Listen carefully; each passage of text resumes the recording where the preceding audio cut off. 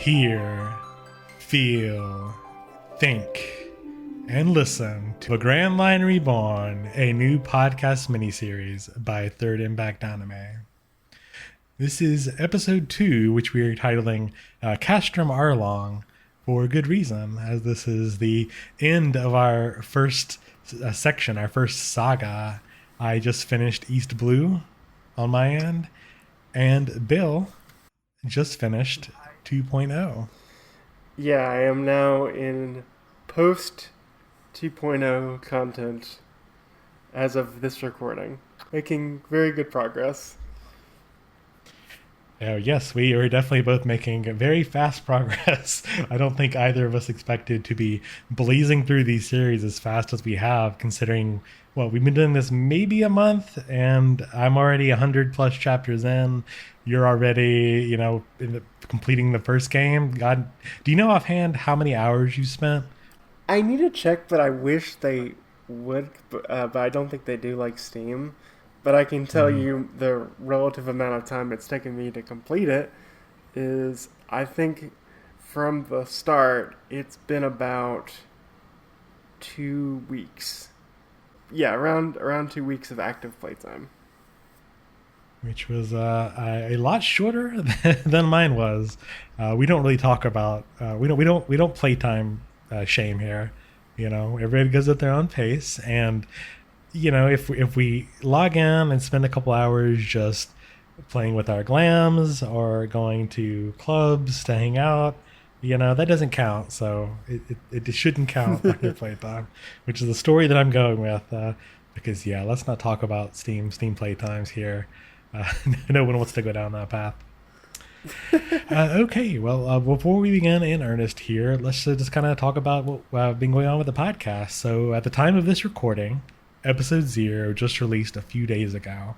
So our little project is out in the open, out in the wild, and I'm really happy with the reception so far. Of course, it's mainly people that have already been following our little project to begin with, but it seems like everyone is pretty excited and hyped to hear about our progress. Yeah, I think it's an exciting journey that we are setting ourselves upon, and amongst our friends, they seem excited, and I will be even more excited when we get more responses in the Great Beyond and on our email address.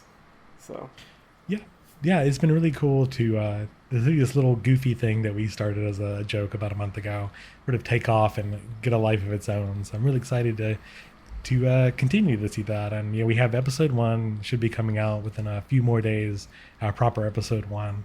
And of course, episode 2 here, we're probably going to give it about a month or so. I mean, that's not going to matter to you guys listening because you're hearing it as it comes out. But I think we're going to stagger these releases a little bit further as we go on, just to give ourselves some time and space to really absorb this material as well. Okay, and right off the bat here, we actually have received our first email from a listener of our little show. I did not expect any email at all, to be honest, but to get one after episode 1, I'm pretty happy about that. it is very exciting. All right, well, this is from a listener who goes by Flu, just FLU. Let's go ahead and see what it has to say. Hey, y'all. Something that I think One Piece and FF14 do very well is develop minor, tertiary characters in the background.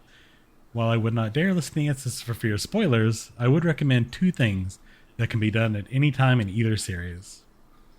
For One Piece, occasionally in the manga, the chapters are preceded with a series cover page that shows a minor subplot going on. These are canon and actually very fun. And then in FF14, Flu suggests poking around wherever the waking stands and talking to everyone when the game forces you to go back. The NPCs change positions and their dialogue updates. This is also true of feature home bases as well. They give new ones and feature expansions because you're traveling to distant places. NPCs that accompany you on quest, but aren't necessarily the quest objective NPCs, also have interesting dialogue changes. Glad you were both enjoying One Piece and FF14. Sincerely, Flu. Thank you for writing in, Flu. So to start to answer these questions here, yeah. So for One Piece, I think I might have briefly mentioned it, possibly on this episode that you're listening to right now. But yeah, that's definitely something I've noticed. It's been interesting because through the first arc, we primarily just see just art. It's usually the characters sitting in a fun scene, or they're wearing like fancy clothes. It's something that you can tell that Oda just wants to draw something fun. But I noticed that first we see, what is it? First we see Buggy and the Mm-hmm. aftermath of Buggy and Buggy's crew, him trying to find his crew, and he sort of backtracks and goes to places like what the land of animals, the island of animals, and gets in a lot of adventures until he finally finds his crew, reunited with them, and it sort of leads up into the Rogue Town arc where he actually shows up again. Huh. And then shortly after that, after it wraps up the Buggy cover art, I guess you could say, we see Helmuppo and Kobe as they go on a little adventure of their own, sort of retracing the steps of our pirate crew and meeting these other characters. Right after that, I think I just finished a series with Django and a dance festival. uh, I think isn't that like animated in the anime? Him going to a dance festival, no. Like, none of the kind of incidental uh, kind of pages showing where other characters are have been adapted into the anime from what I can recall from my memory. So I remember one thing. I think it was in maybe in one AMV I watched forever ago. I didn't know it at the time, but now I recognize these characters. I definitely saw Django dancing, and I don't know if it's maybe a special or a short, like a one-off thing. I'll have to look that up. Flu, or if any other leader or Flu, you know what I'm talking about, just kind of offhand.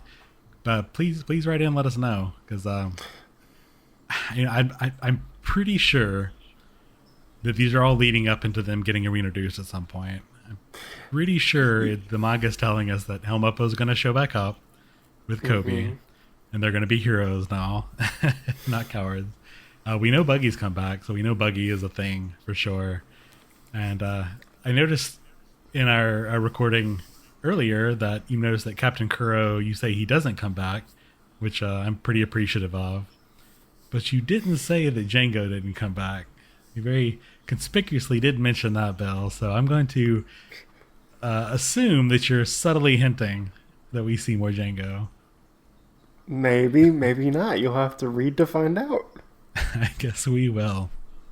Before we get to the 14 part, one thing I love about that, one thing I'm jealous about someone that doesn't really read the manga but watches the anime is that he kind of giving hints of things are going on outside of what we see as the reader. That the world is ongoing and that people are doing things. The world is not static. It's not a it's not a play where it's only involving the characters that are on the stage. People outside of it are doing their own things. And I think that's great. It's a great little piece of world building where it doesn't take a lot of effort, but it shows that, yes, there are things going on beyond our viewpoint as the reader. Exactly. And these stories aren't that complicated. I mentioned the Django dance off thing, and it's every little chapter we get an update. It's him getting into and out of trouble by dancing. It's it wouldn't be meaty enough for a chapter in and of itself, maybe, but it's fun to see them just as single splash pages Mm. chapters. Well, on the other hand, what have you noticed about FF14? Have you tried talking to anybody that's not a quest giver? I have. After we read this email, I started to be more aware of just like the members of the Seventh Dawn and started to talk to them about events going on. And he was right in that they do have commentary and kind of give their own thoughts about ongoing events. And also, you get a little bit of incidents of their own character. Like, one thing that made me laugh, I'm going to probably say his name wrong, Thancred. There you go. He You is did it. Wow, I can't believe I got a name right. Where they are at the new base, and he's being surrounded. When you go up to talk to him, he's like dealing with a bunch of ladies where he's like, ladies, ladies, come back later. That made me laugh. Just kind of, he kind of reinforced the idea of kind of him as a character that you've told me about him, where he's like a himbo, like always Yeah. looking for the ladies. And also just other characters kind of giving their thoughts on the world, which I thought was very great world building, and something I'm unfortunately I wasn't as engaged in because I have to admit I had a bit of tunnel vision going to like, okay, gotta, I'm so into the main story, gotta go to the next quest person, go to the next quest person, go to the next quest person. But I do like how in Final Fantasy 14, side characters' stories progress. Like, now a name I know I'm gonna not remember, but the Lalafeld guard that you meet in one of the earlier quests, like he becomes a very important guard official later on in the story. It's not like we just see him in this one quest and then we're done. No, he's a continuing character making his own progressions and stuff going on in his own life, which I think is really cool. And just again shows that the world is more than just what we immediately see. Exactly. I noticed also, and this it may be a little easier to see as you progress in Heavensward and onward into Stormblood, but as you go out into the world and you start traveling with some of your companions, rather than just go do something and come back to home base, when you travel with your companions, there's usually one that actually advances the plot that is the next MSQ, but the people around you will talk to you as well. So it's always a good idea to talk to everyone in your adventuring party before you continue, because they all have opinions on what's going on, but also opinions on each other that they'll give you, and also little bits of character development. All right, well, thanks so much for rating and Flu. I hope you're at least a little proud that you're our first. You popped our email cherry. You can say that.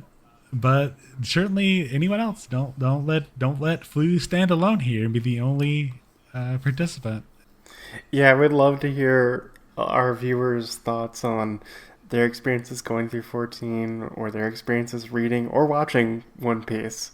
Maybe we could have a correspondence with someone talking with such nostalgia about the One Piece music or a great panel in the manga. That'd be cool. I also want to point out, as you hear this on every single podcast you listen to, but I do want to reiterate here, this is pretty important for our little show. Again, it would be great if you guys out in audience land would share this podcast to your followers on social media and whoever. I know that not everyone is on Twitter the same way we are. There's other sites and other places that are not online, but we would really appreciate if you guys would share this to other people who either play Final Fantasy 14 or are big One Piece nerds. It would be a huge help if our audience would help spread that word. And again, I know you hear that on every single podcast, but I do want to reiterate, for a small show like this, really is helpful to do that. So again, thank you to those of you who have shared it and retweeted on Twitter so far. And for those of you who haven't, please go do that. We would love it. Mm-hmm.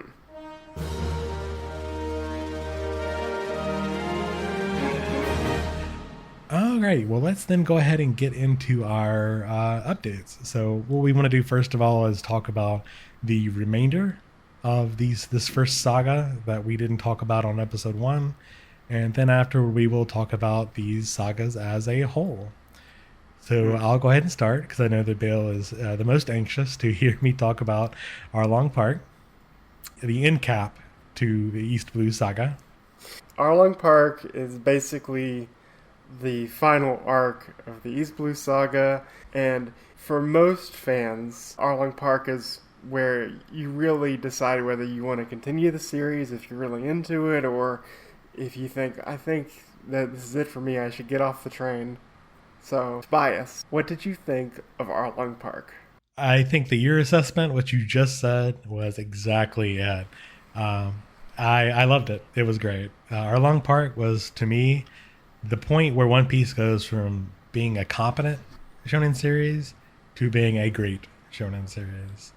I don't think there's really any other way you could get around that. Like the other arcs up to that point, were either kind of there, they were present, they followed the formula that Oda had set forward, pretty formulaic for the most part, if we're being honest. But Arlong Park was great. This is where One Piece proves it is proves its worth. I'll say that. And usually when I tell people to watch any series, anything, I talk about the 3 episode test. If you watch 3 episodes, if you like it, that's sort of the point. Unfortunately, Arlong Park is far away from the 3rd episode, but it is the point where I feel like you said, like that proves the mettle of this series, and you really need to like watch that or read that before you walk away from it completely. Because man, very very great story. This the name Arlong Park is a word, a phrase that I've heard. It's just the beginning. This is very early in One Piece. Of course, this was a name that I've heard for many years, just as an arc, in this series. But it proves its worth for sure.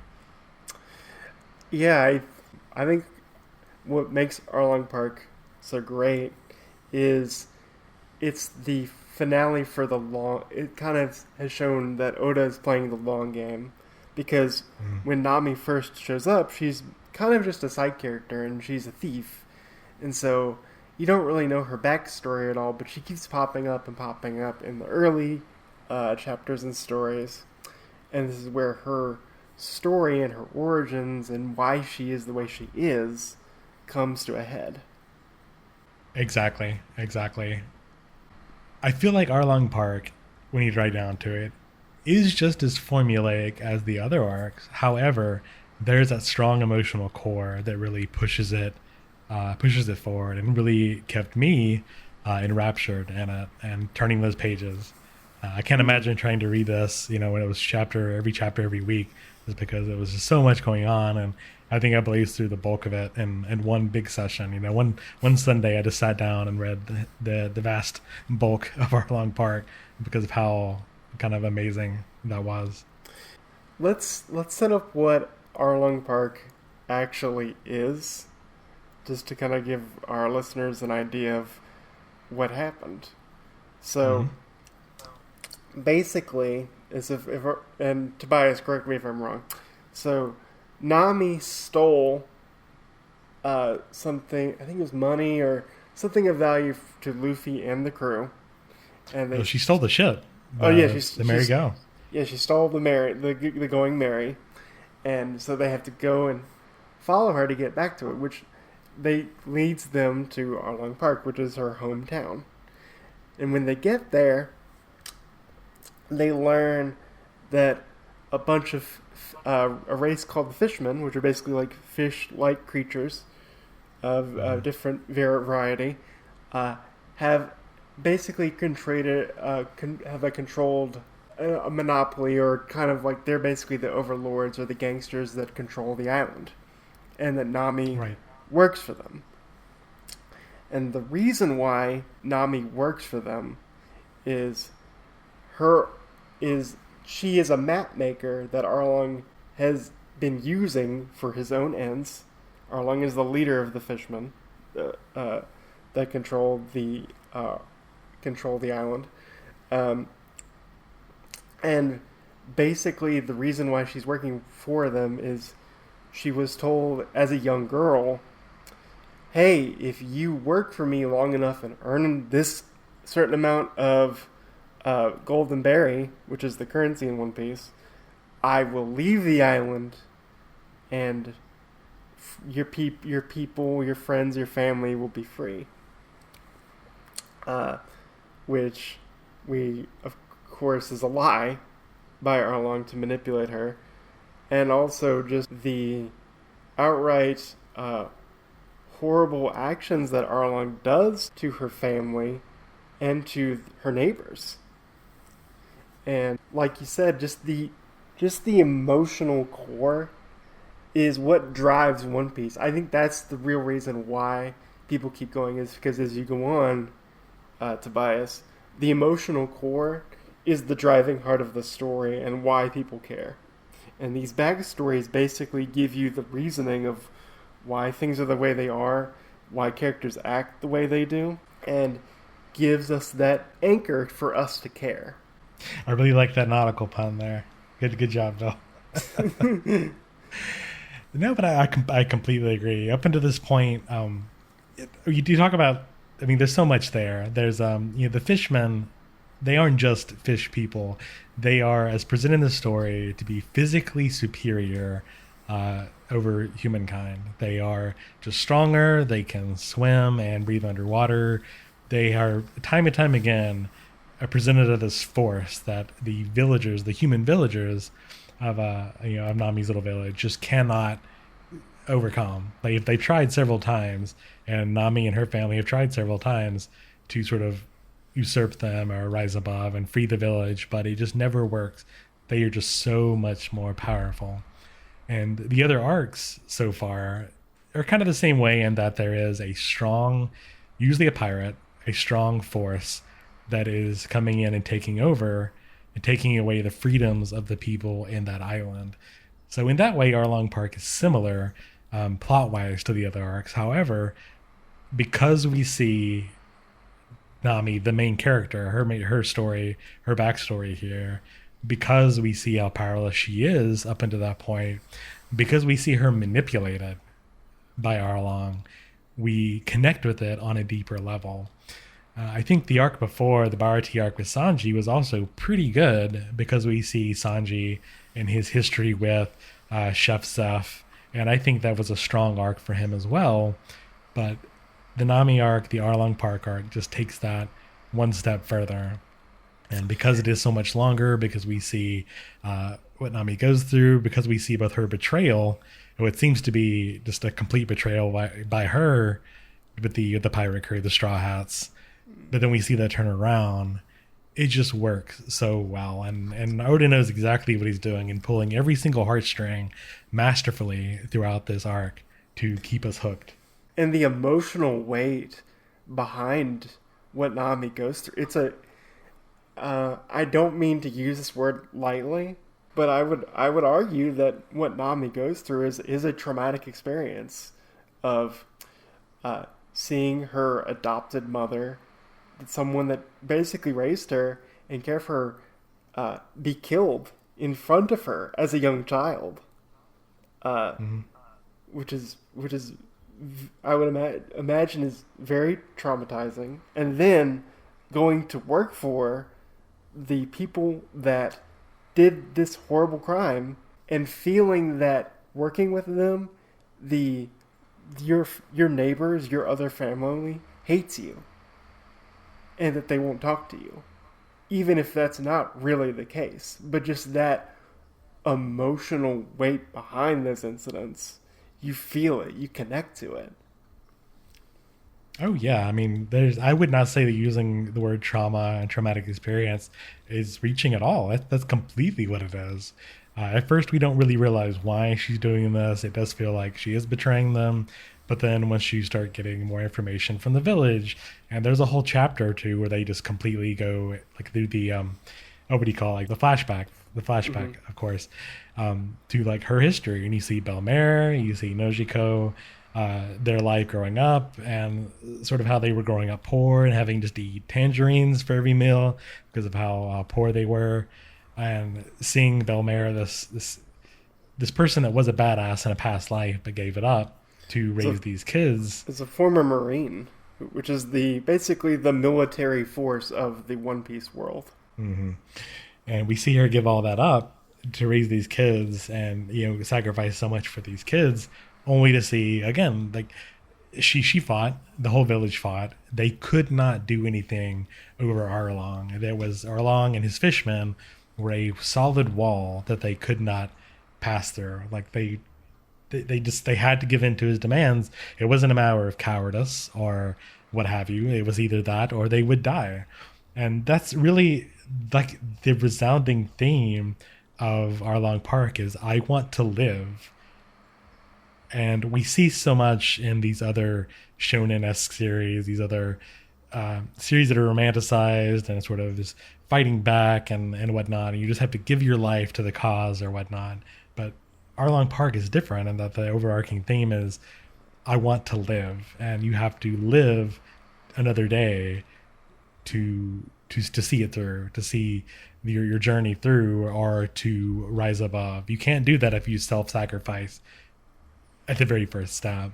And I think that's, just hearing that time and time again, talking about Nami saying she wants to live, it felt so different than other series where the awesome hero is going to, sacrifice himself Mm. for the cause. One thing that I feel One Piece does really well, and we're going to be saying this phrase a lot as the series goes on, is just the emotional core behind the characters and the reasonings for why they are. Is that's not as strong from what I've seen in My Hero Academia, Bleach, and other sort of shonen series where there can be emotional elements to it, but it's not the central core of the story.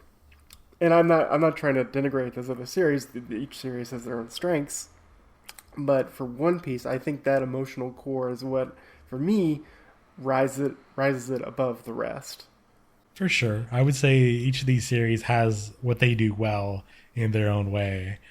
But for sure, One Piece went, in the earlier arcs, went just feeling kind of like a very generic show about fighting and defeating the bad guys and moving on to the next island. But this hit harder. You're like, yeah, because you will get. I would be very surprised if people who read One Piece don't get emotional reading it. Hmm. Like a prime example that probably the key scene in Arlong Park is when after Arlong basically tells Nami like what I said was a lie. I'm raising the price up, and then the villagers of Arlong Park, the humans, basically say, "We knew what you were sacrificing to try and get us free, and we're not going to put up with this anymore. We know we're probably going to lose, but we're going to die trying because we're sick of it." And just her trying to keep up that front of like, "No, guys, I can do it. Just I'll keep trying." And that eventual release of just her emotions and just the wall coming down of her stabbing the Arlong Park tattoo that she had to brand herself and her Yeah. crying, in the road, on the dirt road, just like I can't do it anymore. Yeah. I'd be very surprised if someone doesn't get emotional over that. Oh, absolutely, completely. In that part, we see her try to shoulder the burden of all that, and she does it pretty well. She's able to get over her initial trauma, or at least she's able to tamp it down and bottle it up, because she has that goal in mind. Arlong has told her, "You can buy the freedom of the village with this amount of money. Work for me and do it."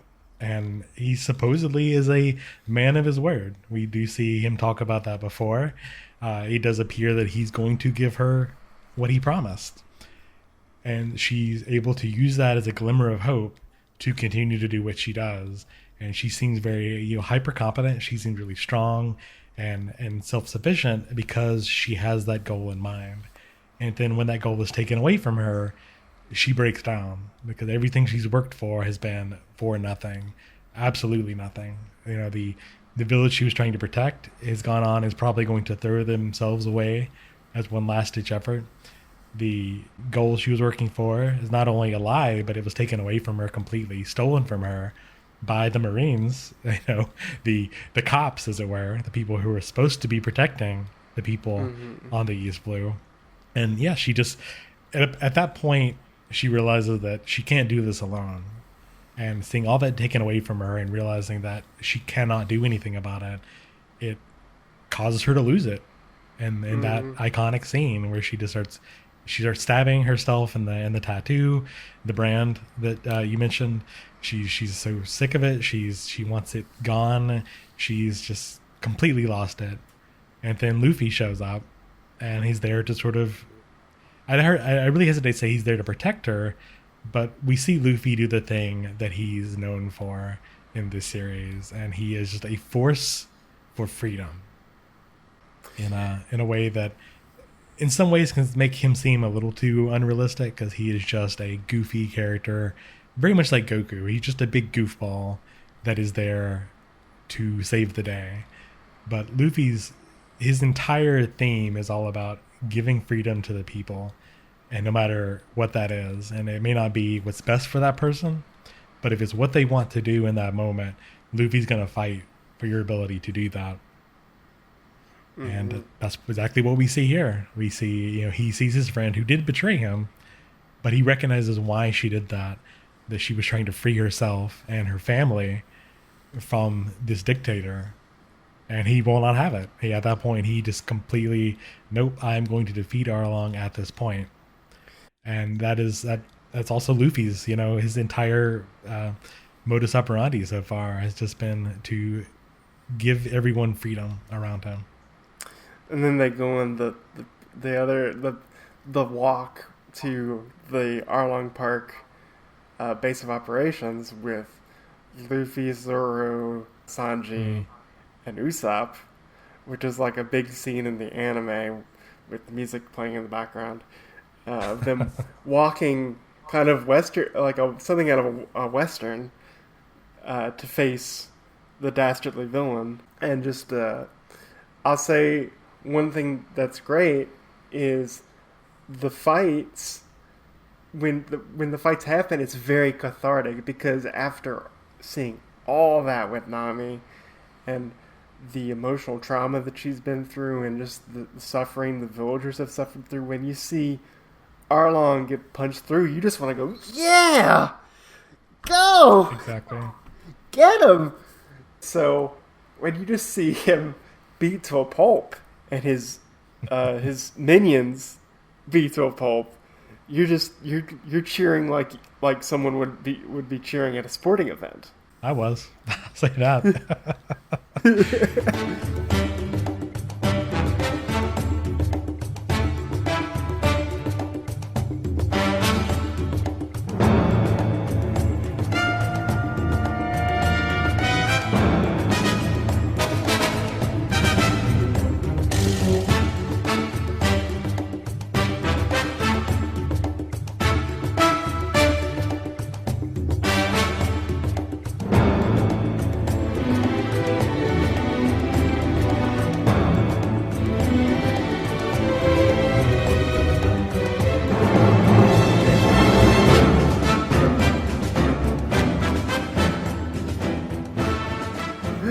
Completely right. When they get there, and they sort of space it out by having Luffy is stuck in the concrete block. He sort of plants his feet into the rock, which was great at first, but it traps him for a bit.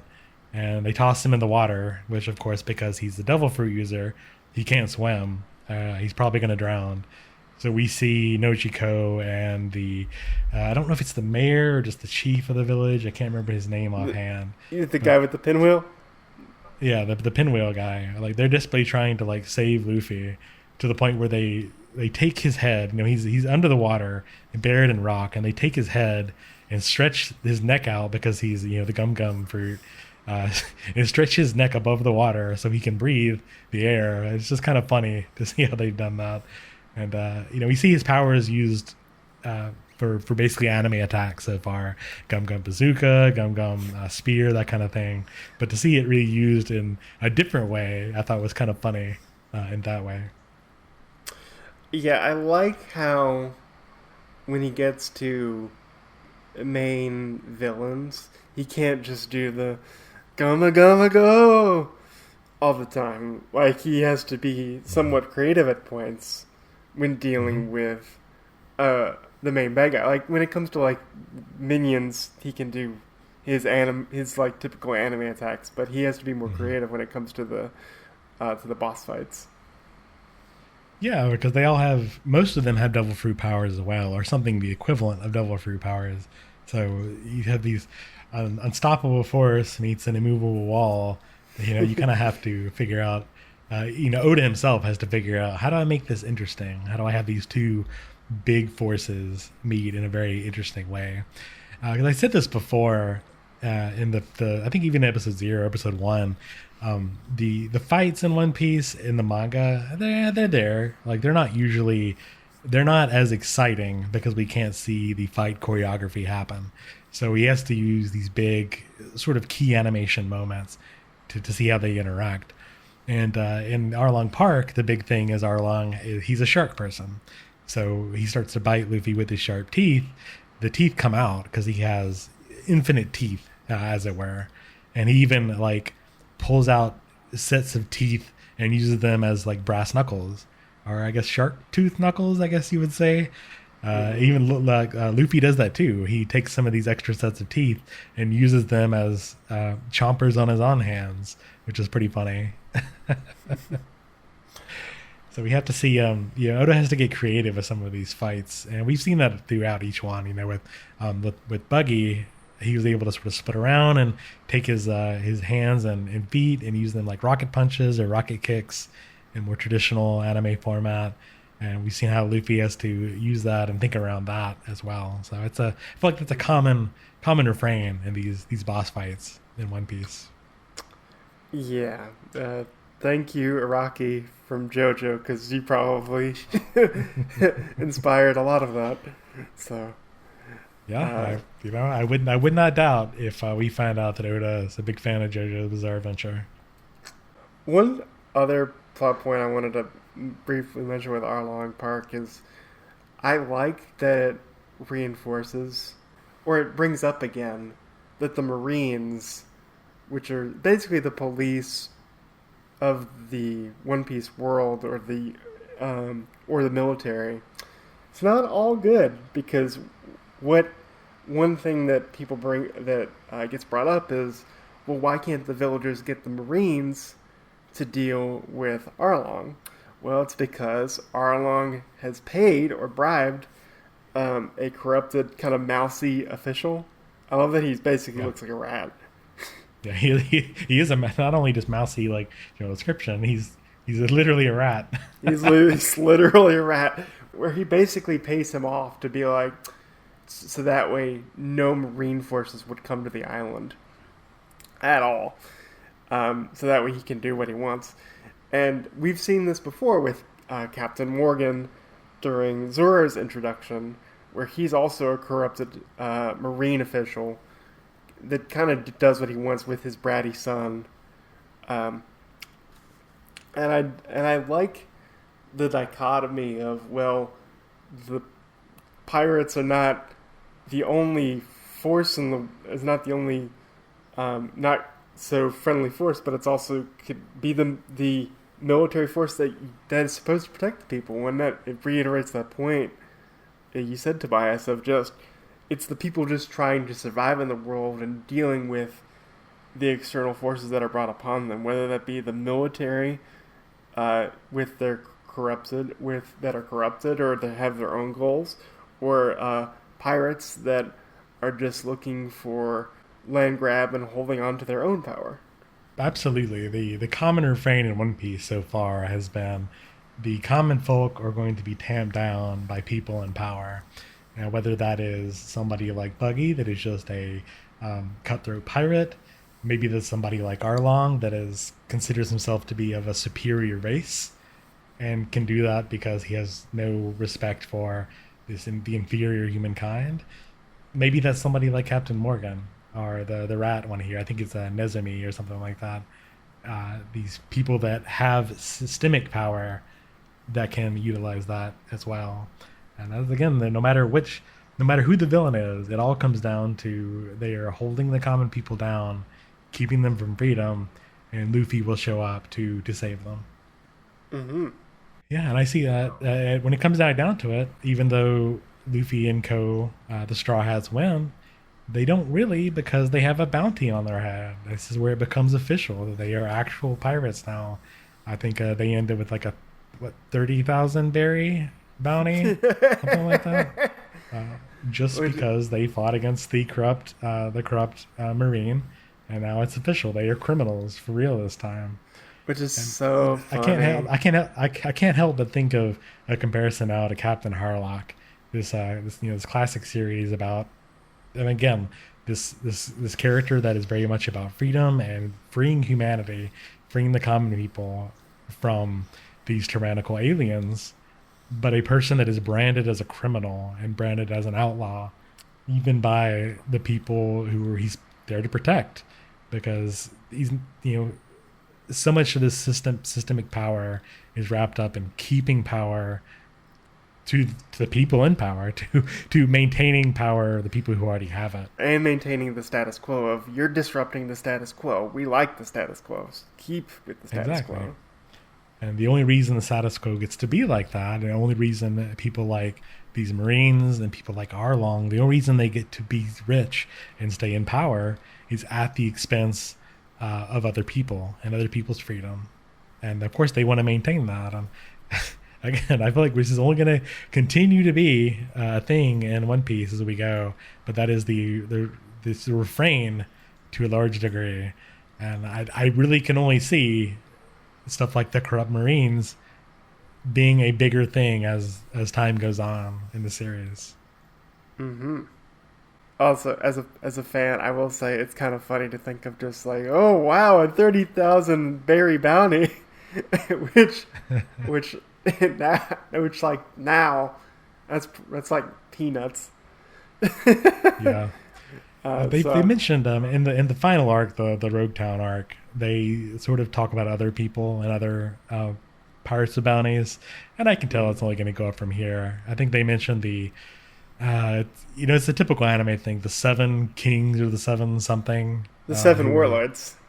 the seven warlords. There you go, and they're obviously going to be like the villains in closer to the end game of the series or what have you. But Did yeah, I can tell it's going to did go up they from there. did they tell you what the warlords are about and like what they are, or was it just hinted at?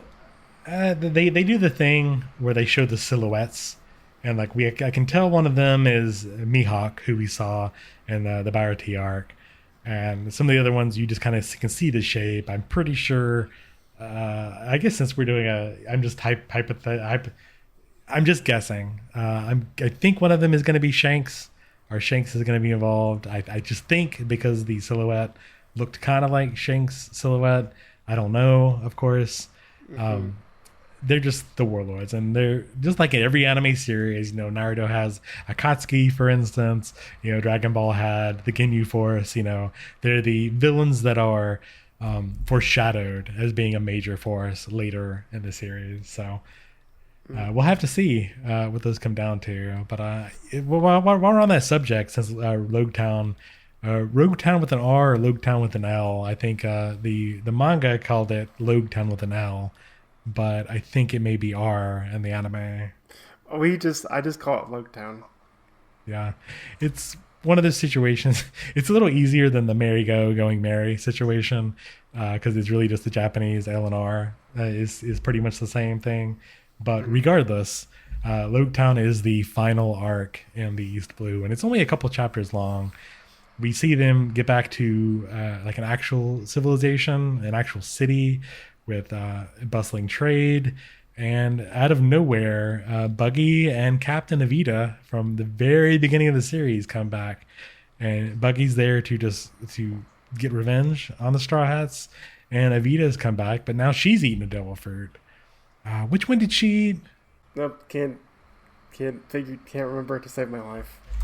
Yeah, so like the big change for Evita is that she goes from being very stereotypically ugly, an ugly character, to very stereotypically hot. She suddenly is hot, and they describe that because she's eaten a gum fruit.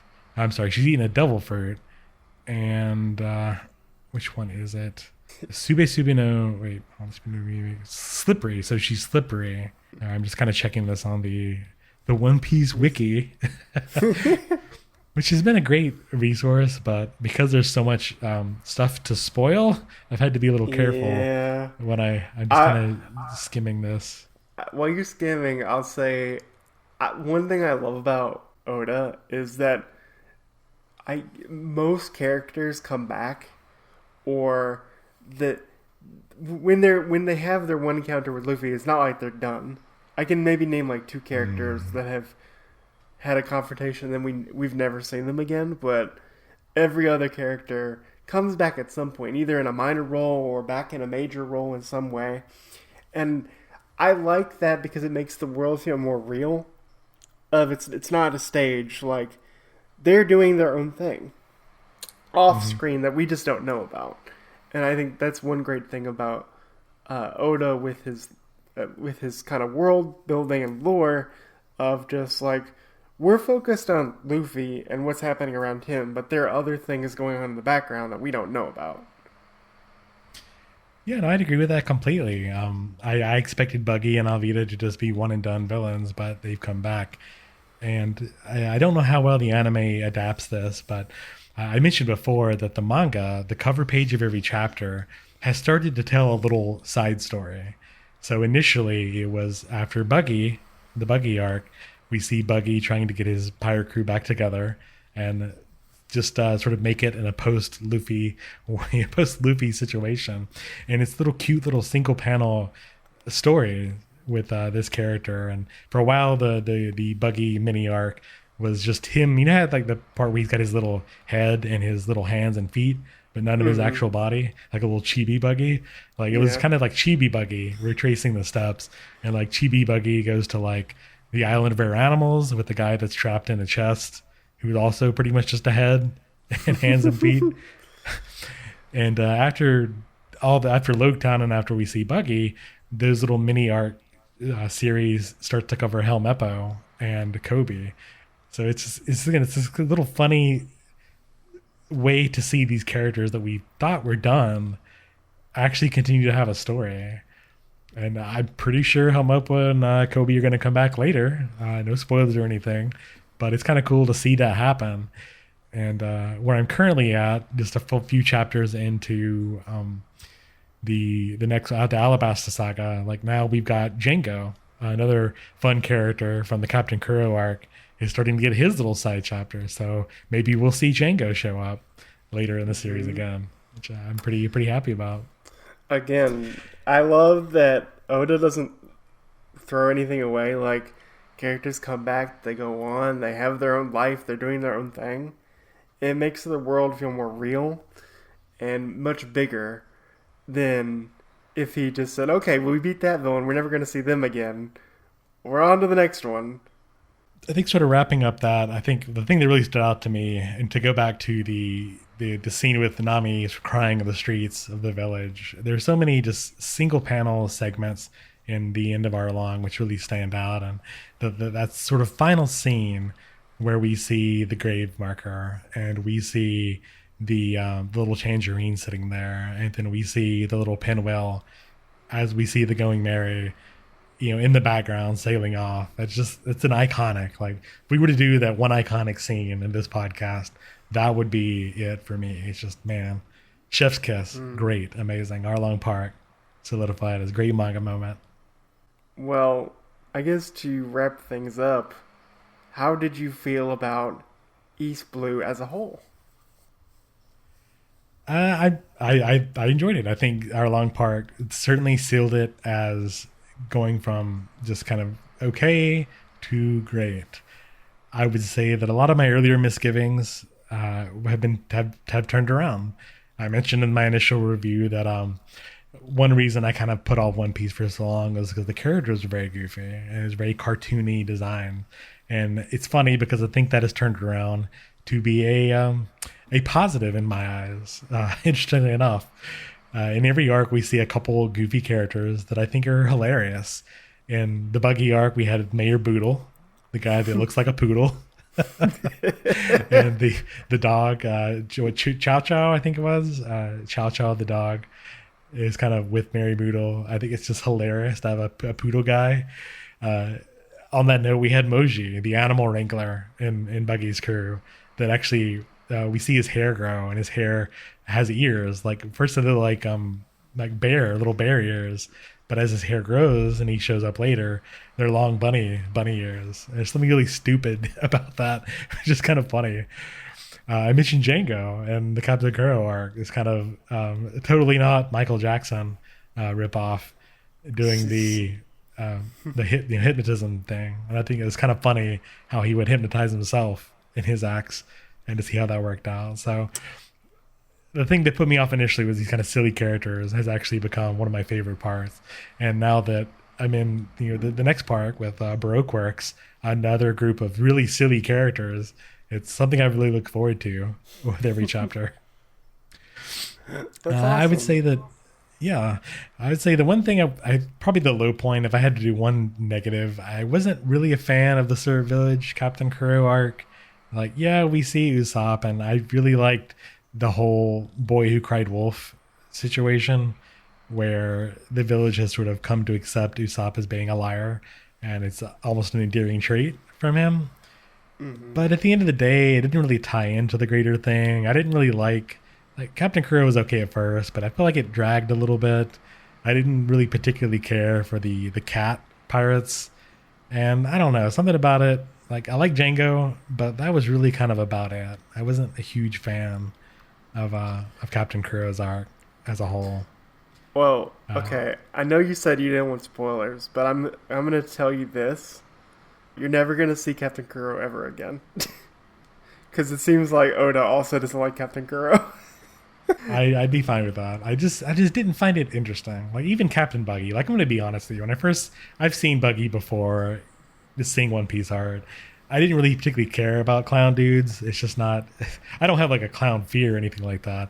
I just Hmm. don't care. It just is not interesting to me. So I was not looking forward to Buggy. I just didn't think it would be interesting, but it was. I did think that Buggy's villainy was interesting. His devil fruit power was pretty fun as a villain, and I'd like to see him come back. I surprisingly liked Buggy as a villain overall. But Captain Kuro, I mean, the whole pushing his glasses up with the palm of his hand, that was kind of fun to see them do that. Usopp was okay. Like so far, Usopp's not my favorite character, but I see what they're doing with him, and I think that could be interesting. But I just didn't particularly care for anything that was going on in Sir Village. So, like that's wasn't bad, but it wasn't great either. And I'm really happy that Barati followed that. I really liked the restaurant pirates. I really liked seeing Mihawk show up, and even who was the big villain of that? Don Krieg, the King of the North Don Blue. Don Krieg, right? Yeah, even he was like an interesting villain, and the way that panned out was interesting. So I'm happy to forget, and I would say I'm happy that Uda has forgotten about it, but I don't blame him honestly. I think the last thing I want to sort of give over to this is now that I'm a One Piece, sicko like you, uh, I'm kind of looking forward to the Netflix live action series. Because as I'm Uh, reading this, I'm thinking, how are they going to do that? How are they going to do Bucky and like blowing up whole buildings?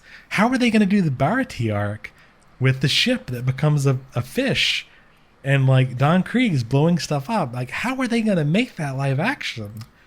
I'm interested to see how they do it. And we talk about Cowboy Bebop. I really did not like the Cowboy Bebop live action, and that's not been a secret to anybody who's talked to me about it. Just because they tried to make it too goofy in ways that I feel like dropped the they, ball. I, it's a little side tangent. Okay, so I'm scared out of my mind for this Netflix live action show, based off how Bebop went, because with Bebop, it was like they found the recipe, but then put in like too much ingredients or went too far in one way with certain characters. Like Jet in the live action show was always complaining and confrontational, which he can be like that in the anime sometimes, but he was usually pretty chill. Or with Faye being so quippy all the time. Hashtag girl And boss. hashtag girl boss. And it just like that wasn't the character I Mm. watched in the show, and so I'm really scared how uh it's gonna go. Like they're saying all the right things, like Oda is tentatively involved, like, but so was supposedly Shinichiro Watanabe in Bebop, and that based on what I've seen behind the scenes stuff. Like they're building ship sets. Like Hmm. it's not all just gonna be blue screen and green screen. Yeah. Um, but I am also scared because they have to use CGI for the Oh devil fruit yeah. powers. There's no way around it. And Yeah. with how CGI works in the entertainment industry, is CGI can be very good, but it has to be handled with delicate care. If it's not, then it's gonna, no offense people, but it's gonna look like a Marvel movie where they're just trying to rush it out the door because we had a Hmm. deadline. And so I'm really scared for the CGI effects and how they're going to present the characters. For So sure. I don't think it's going to be good. I think I was mainly thinking about the ship sets that you mentioned because I've seen some of those pictures coming out so far, and they are not making it try to be too realistic. The ships look just as silly as they do in the manga. Like the Going Merry looks kind of goofy, like a cartoon pirate ship. And something about that I think would work pretty well if they go all in on it. So it's probably not going to be great, but I'm still, with bated breath, looking forward to the Netflix show now that I know what this stuff is. well, I'll say this with the I hope they don't that you gotta embrace the goofy side because it's like Hmm. Marvel Comics of just like, well, if you try and take things too seriously, then people are just gonna call it a joke and just move on to another day. They need to embrace the tone of One Piece, and if they can get the tone right and the characters right, then I think things like the CG can be forgiven in the long run if they get the core correct. So that's probably going to be an episode in the future, and we'll we'll we'll see. Maybe we could get someone like Austin who has not read the manga or the anime and see what a complete stranger's interpretation of One Piece through the live action series would be. I think that would be interesting. Yeah, it's fine. That's the Austin review. It's fine. It's good.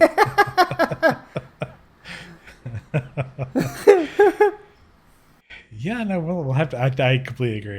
Now that I'm invested in this universe, I'm going to be watching the Netflix show when it comes out, if it comes out at this point. Wasn't oh geez, what's her name? Why am I blanking on her name? I Um, can I can help you. Give me something. Halloween lady, Michael Myers lady, Jamie Lee Curtis. Jamie Lee Curtis. Yeah. She's a noted One Piece fan, and she wanted to be or is going to be um, in the series, right? No, no. She has stated her son is an anime fan, and connecting with her son, she started watching stuff like One Piece, and she stated like her favorite character from the series, which I'm not gonna say because you haven't met her, you haven't met this character yet. Uh, but she's expressed that she knows about One Piece and knows what it is, and but I haven't heard any casting news for of her involvement, but uh, based on the casting, it seems to be a lot of like up and coming people. Like there's no like big name celebrity involved in this, and that's probably just a cost choice. And I'm last thing on the live action series is I don't know how they're going to adapt it because even though One Piece is still going, it's so long, and Yeah, exactly. and the fights can be super long, and I really don't know what they're gonna do because they're gonna have to condense things for time, and I'm curious how they're gonna go about it and how long Netflix will be willing to pay for this thing until they are like, this is too expensive. We're gonna cut our losses. Goodbye.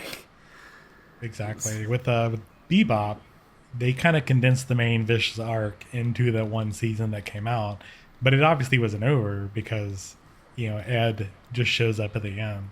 So they changed the narrative for Bebop. Are they going to do that here? Are we gonna? Is the first season? Is it just going to be just Captain Morgan? Surely not. If they're going to have, if all the Straw Hats are here, surely we're going to see their introductions in the first season, right? Like, I surely. I imagine so. I imagine they're definitely gonna do the Barati Sanji arc because they built the ship for Mm, that. Uh, right. the question is, are they gonna do Arlong? I feel like if you're gonna do a One Piece season, Arlong is the best place to stop. Mm, Where after Arlong, it's like that's your finale.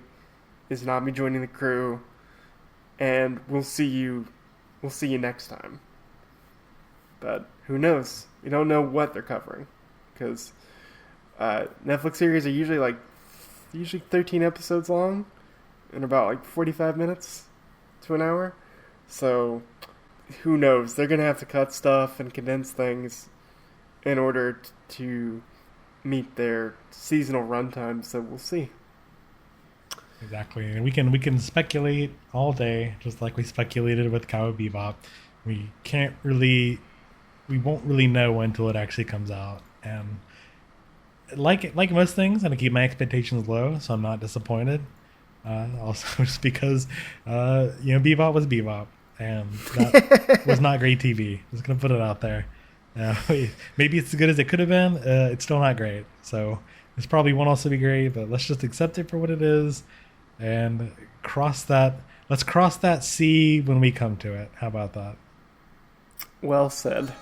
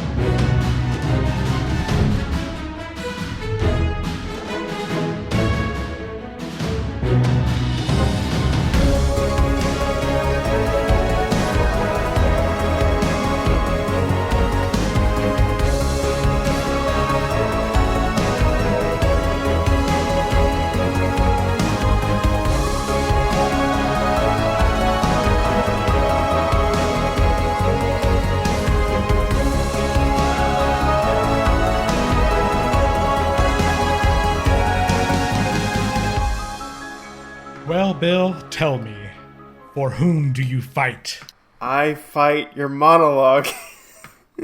You're, How very glib. And do you believe in Eorzea? Eorzea's unity is forged of falsehoods. Its city-states are built on deceit, and its faith is an instrument of deception. It is not but a cobweb of lies. To believe in Eorzea is to believe in nothing. All right, I'll spare you the rest of it, but you know, I understand you had really fun on the Reddit, and I'm glad you had fun there on the message boards. But yeah, his that was some monologue. all right. So much in the same way that I finished my first segment, East Blue, you finished 2.0, the retail release, I should say, of A Realm Reborn. So, Yes. how was last we checked in? I believe you had just finished Brayflock's Long Stop, you finished Titan. So from then on, going into the lead up from Ishgard and Garuda and meeting Sid and onward, what was your experience like? I feel like the story in 2.0 is good.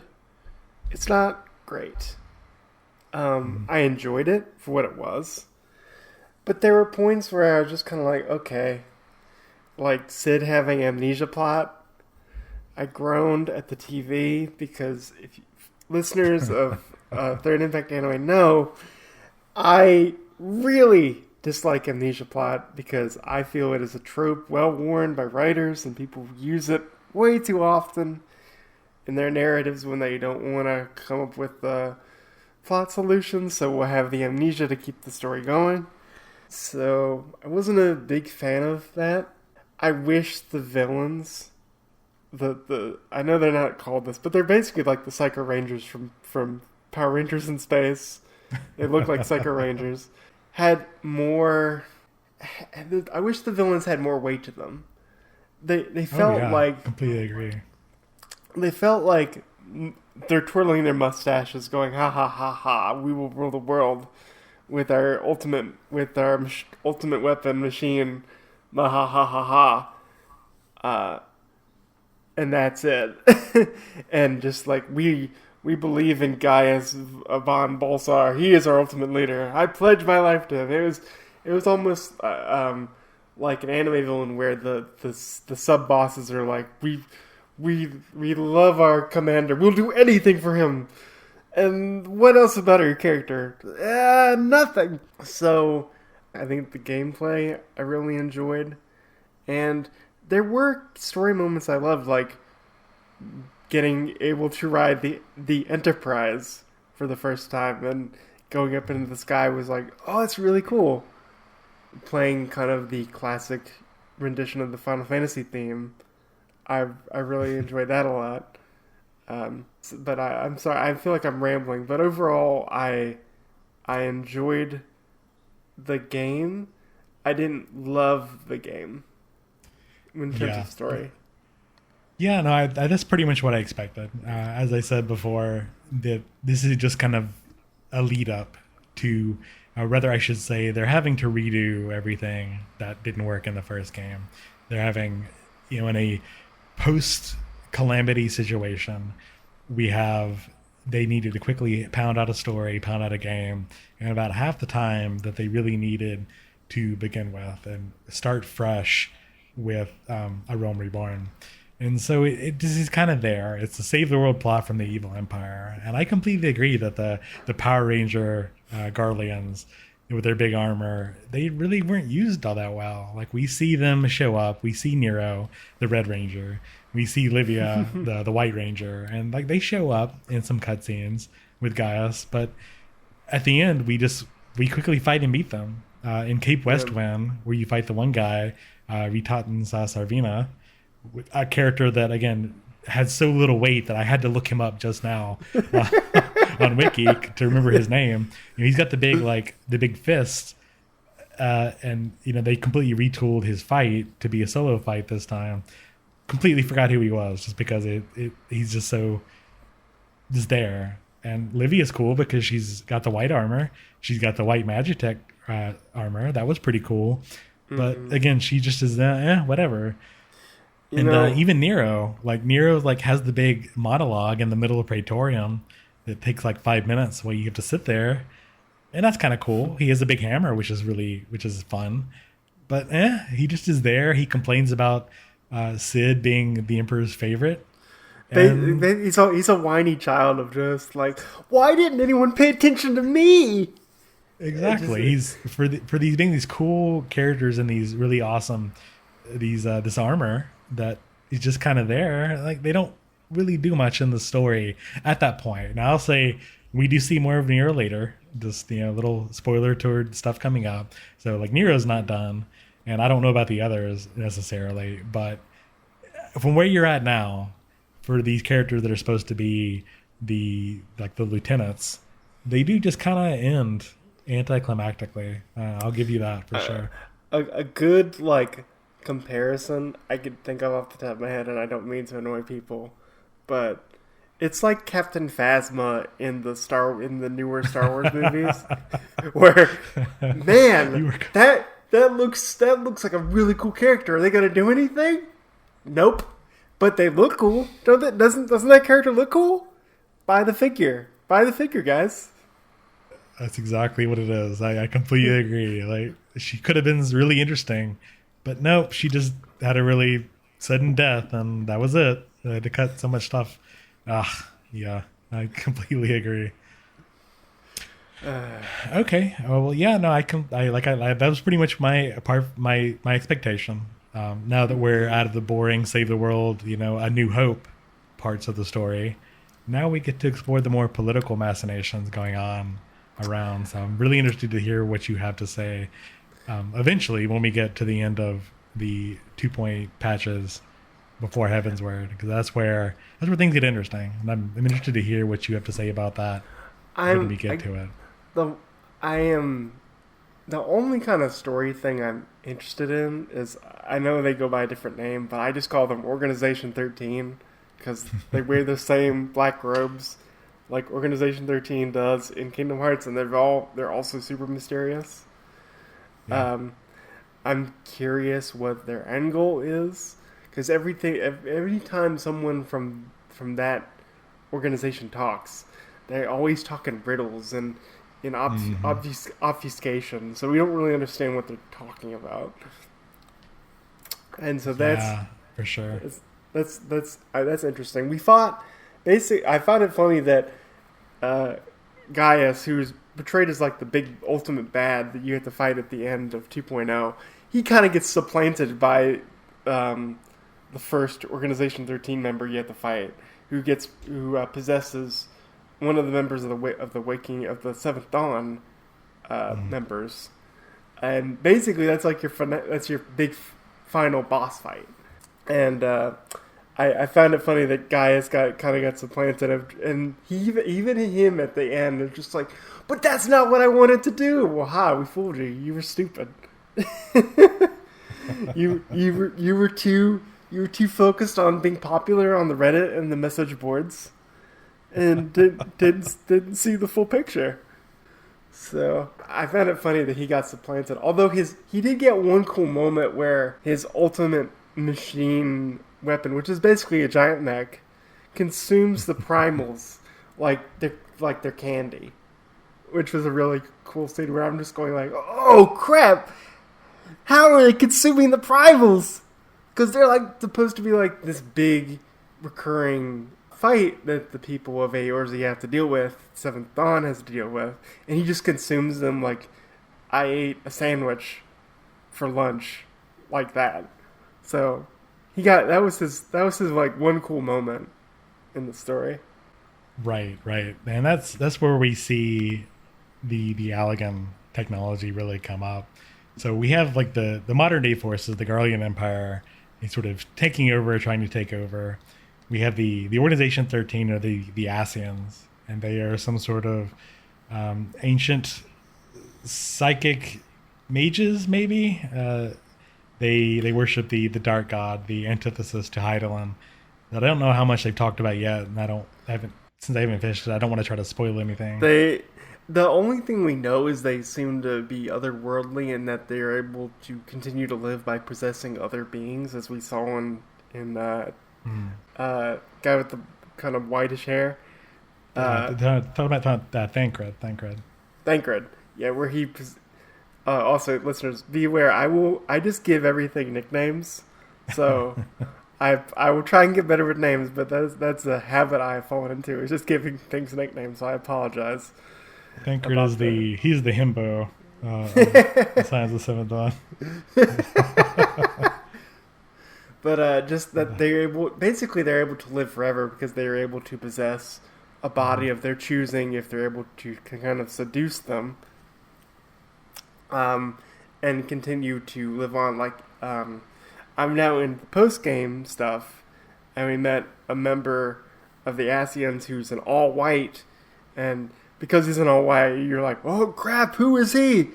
And he basically tells you like, yeah, the Asian you fought, like he never they never truly go away. They they might be off to the side for a bit, but they can come back.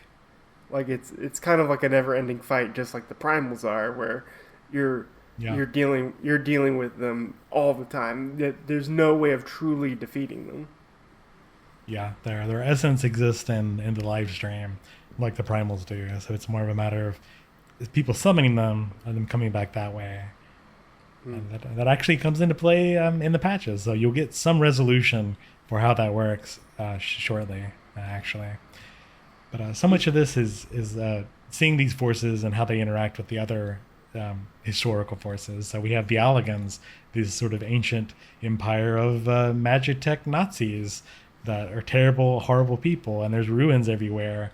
of all the stuff they made, like the Ultima weapon. That's an elegant weapon, and it's able just to gobble up the primals like nothing.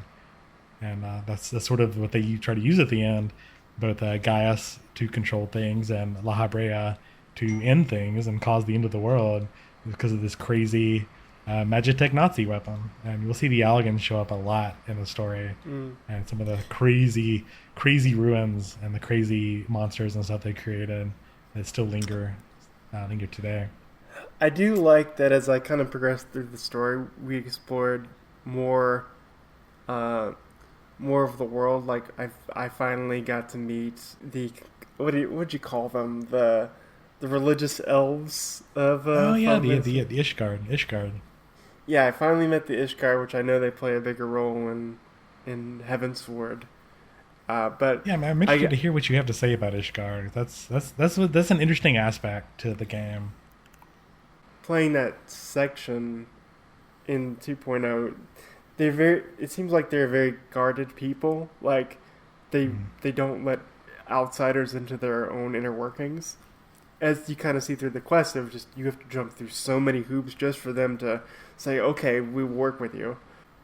And in another kind of in another kind of media comparison for me is they're kind of like the Romulans in Star Trek, where they're a big empire, but they're always neutral and just don't want to get involved. Because when Gaius comes to makes his declaration to the three nations, in their meeting, they're basically told that they're going to sit out and not be involved whatsoever and not help with fighting Gaius and the Gallians when the fighting starts. So I'll be interested as I start Heavensward to see how they are as a nation and as a culture within the game. Yeah, I really liked how they integrate the Orthodox religion with this group. We introduced to them by the what do you call it, the Inquisition, where there are people, some of the nobles that you're working with, are accused of being heretics, and in this Mm. case, the heretics are working with dragons. The Ishgardian elves, the Elezen, do not like dragons. They're completely opposed to dragonkind. So we see a lot of these heretics show up and will continue to show up in the story. And I thought it was really interesting how they interact with the Ishgard. Yeah, our first dragon fight actually happens kind of as the big finale when it comes to the Ishgard story of 2.0, Right, which right. was interesting. And there's also, if you're big into like political intrigue, like it seems like this culture is big into that because everything is hush hush and it has double dealings and trying to make people think the other way about certain things. So I'm interested to see how that plays out in a bigger scale in the next expansion. Oh, absolutely. Another really cool thing about Caritas, the area they're in, is that back in the 1.0 version of the game, the entire place was green and full of grass. There was no snow at all in the original game. Huh. And supposedly, I think the story is that with the calamity, it changed the ether so much in the area that it was covered in ice and snow. And you'll see more of that, even in Heavensward, where you see complete ice covered areas and parts that are covered in snow, old ruins and whatnot. And I thought it was really neat to see how they completely changed it and used a lore reason to work around that. That's really funny because I can't picture them in a kind of a grassy area because the snow, the snow plus the music that plays in that area, which is really good, kind of has a very somber, very serious tone to it, and it feels kind of isolating, and that you are a person on your own and trying to navigate these treacherous waters, which fits better with like a snowy atmosphere than green green grass. So Exactly. It's so weird to think that, but we'll have to show you some video of the old release because it's kind of mind blowing to see how much it's changed. mm, Another thing I guess I want to point out is the Praetorium, the big final dungeon. I think it's cool that you were able to see that with the new version because it used to be like a 45-minute slog as you go from the beginning of the fight all the way through the La Habrea fight. And there's like the final bosses are just one after another. You fight Nero, and then you fight the Ultima Weapon the first time, and then you fight the Ultima Weapon the second time, and then you fight the La Brea, and it's just fight after fight after fight. But they've broken it up now, where it used to be an 8-person dungeon, and of course, because of the 8 people, people just found a way to breeze through it really quickly, as fast as you could. But now it's a 4-person dungeon, and because of that, and because it's slowed down, they have made it where the fights are actually interesting. They're fun. It used to be that the final Ultima Weapon fight, it would happen so fast you wouldn't see any of the mechanics happen. It was boring, and for a final dungeon, the final end of that game is kind of anticlimactic, even more anticlimactic than you mentioned, with the story. But I'm really glad that they changed it because to see the final Ultima Weapon fight and to see him try to use the primal powers, but to see Heidelin literally pull the primals out of the Ultima Weapon in a big cinematic moment. I thought that was really really interesting about that.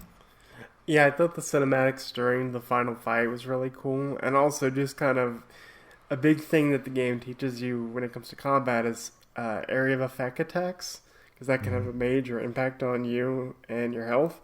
And so in the big boss fight, like there's a ton of area of effect attacks that you have to be, or AOE's that you have to be aware of, and just it's a lot of like almost like a game of Twister where you're just like, oh god, I gotta go this way, I gotta go that way. Okay, well, let's see. Let's move on here. You mentioned you beat the game. You're in the patches now. Where do you see the story going now? What is sort of the hints, the breadcrumbs of the story? Well, the Ascians are going to definitely play a larger role, and that they're hinting that you, as the warrior of light, it feels kind of like a darker chapter is what we're getting in the next expansion because the post credit scene for the base game is you see the crystal that has basically like been like a beacon of hope and has been your kind of your guiding light decaying and just Mm. kind of beginning to fall apart and drift away from you. And so it makes you worried. It's like, oh no, what's causing this? Uh, that's not good. Um, we've also seen political implications that the Seventh Dawn, who is based in Uda, um, have to decide to move out because they want to maintain neutrality, and because of the events that have happened in the base game, they've gained more notoriety. And because of that, more lords and people of influence are coming to them saying, hey, I'm willing to fund your effort, but you have to do this for me. And so to avoid that, they're getting away from external influences and trying to maintain their neutrality. So as a kind of a political note, I found that interesting. And also a little bittersweet because the Waking Sands has been kind of like you go back and forth there all the time. So I know that building really well, and so to say goodbye to it, it's like, oh, I Bill, pray really return to the Waking Sands. Pray return to the Waking Sands is kind of a meme because everyone has the same experience, and they kind of fixed it. But it used to be that there was no way to teleport there. The game gives you a lot of teleport tickets now, but because the nearest teleport was Horizon, anytime you had to go there for the story, you had to travel to Horizon and then walk to Vesper Bay. oh. Okay, I didn't not because the way it's worked for me is they just dump a bunch of Vesper Bay tickets in your inventory. Like they give you like Hmm. 17, 25 tickets to use. Yep. So Nope, used to not be like that because the fact that there's no either right there is part of the story, of course, but that doesn't make it any less convenient when the story is telling you to go there every other quest. there's kind of a line of like it makes sense in lore, but this is also a game, and so we have to not be so inconvenient. But yeah, I'm excited for Heaven's Sword. Because you and Basil, our friend Basil, has been hyping up like, oh, the story gets really good, and so I'm trying to. It's this push and pull where Tobias knows this, and my friends know is I can get very focused, and so I'm trying to slow down and enjoy the game at a slower pace. But I'm also like really excited. I want to see what happens next. But I am interested to see where the story goes and to see kind of the complexity at work with the story because based on what I've seen so far is they can tell an interesting yarn. Like in the post patch stuff, a big thing is there's harder versions of dungeons, and it's not just oh we put more enemies there, we leveled the boss up and gave him more health. There's a story reason of why things are the way they are, and why you're going back to them. They didn't just say, "Oh, here's a harder version and we're done." They actually gave you like a good story reason. Like one was a party that you meet early in the game. It's kind of a cursed party where most of the members either died or just kind of ended in disaster. And we learn that in one of the dungeons, one of the few remaining party members that you meet earlier in the game is being invited to this wedding that you learn is really just very morbid and almost kind of like the Shining in a way Yeah. in terms of tone. But I really like that story touch to the post game with the dungeons. I think that's they didn't need to do that, but they did. Yeah, it's not just, here's the harder version of the game, the trials, and they kind of do that a little later with the minstrel fights. It's just what it is. But yeah, Time Tower Deepcroft is completely reconfigured, and the maps, like the graphics and all there are there, but they changed it a little bit, and they changed the maps up to also account for changes in the story as well. So they're unique dungeons completely. You mentioned going to Still Vigil, earlier in the story where you just clear it out with the dragons that have taken over. But then as you go back, it becomes a bit of a training ground as some of the Ishgardian forces are cleared out and completely different enemies, completely different layouts. It's interesting how they have reused a lot of that stuff to make new content.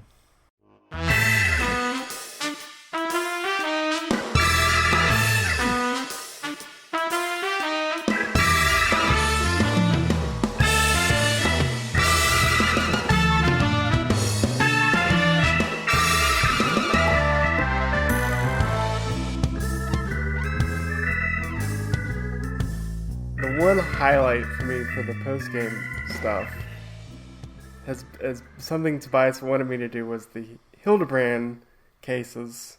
Yes. Okay, I don't get the hate because these are awesome. Like you meet this guy. His name's Hildebrand. He's basically like a he's a detective, but he's very goofy and can be very dense.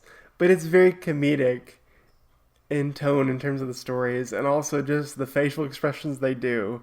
Like if you grew up playing like Gary's Mod, you'll you'll you'll Oh. you'll enjoy the facial expressions. And I like just kind of the goofy nature of it, and I like kind of the episodic nature of it. Like they give him his own like pre-anime preview with his own like title sequence. It's amazing. The way I've described him to people is if you watch like the Naked Gun movies or Airplane, he's Leslie Nielsen of the Final Fantasy XIV, where he is very dense and kind of doesn't understand everything that's going around him, but he somehow stumbles his way into his cases. I've laughed, I've had fun, and I think people should enjoy the goofy side of things and not take things so seriously. To be fair, I think the majority of people also appreciate the Hildebrand quest. It seems to be a very, very much a minority that does Okay. not like. To be fair, It does contrast with some of the more serious. Again, we're going to talk about people in Power Rangers armors and gods being slayed and things like that. There could be more serious. I say it doesn't sound serious, but sort of the more we're going to be very dramatic in our fantasy series. But yeah, Hildebrand's just a big goofball. And I really like how he and his assistant Nashu play off each other. Like she's just as stupid as he is, but she believes in him and his powers of insight, and they both are two idiots together. The way they play against the other people. I think later we get Inspector Briardine, who's like an actual detective. He just is shocked. He's basically the Hildebrand's rival, because there's one case where they have to find like a sword, and even he gets fooled at a point and gets the card thrown into his head, which I thought was great. I have a minor spoiler thing about Hildebrand. Does he come back in like the other expansions, or is this like his? Yay! I'm so happy. I think he. The only time we don't get, I think he's. I think he's not in Shadowbringers. I don't know yet, but somebody was telling me that he goes away for a bit. But luckily, in Endwalker, he is going to be tied to some of the relic armor. So now, if you want to get the big armor sets from Endwalker that they're about to come out with, you have to do the Hildebrand stuff. You have to catch up with Hildebrand, which I think is hilarious. That is great.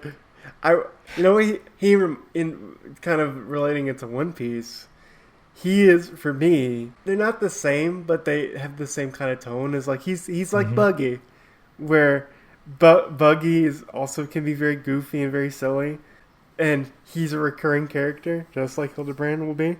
So I'm excited to take on more of his cases.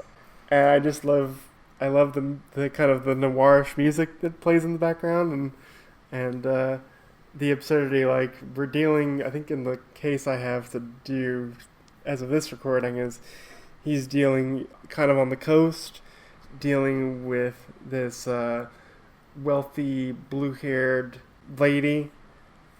So we'll see how that goes. I don't remember the case name, but I'm excited to see where his adventures go. Yeah.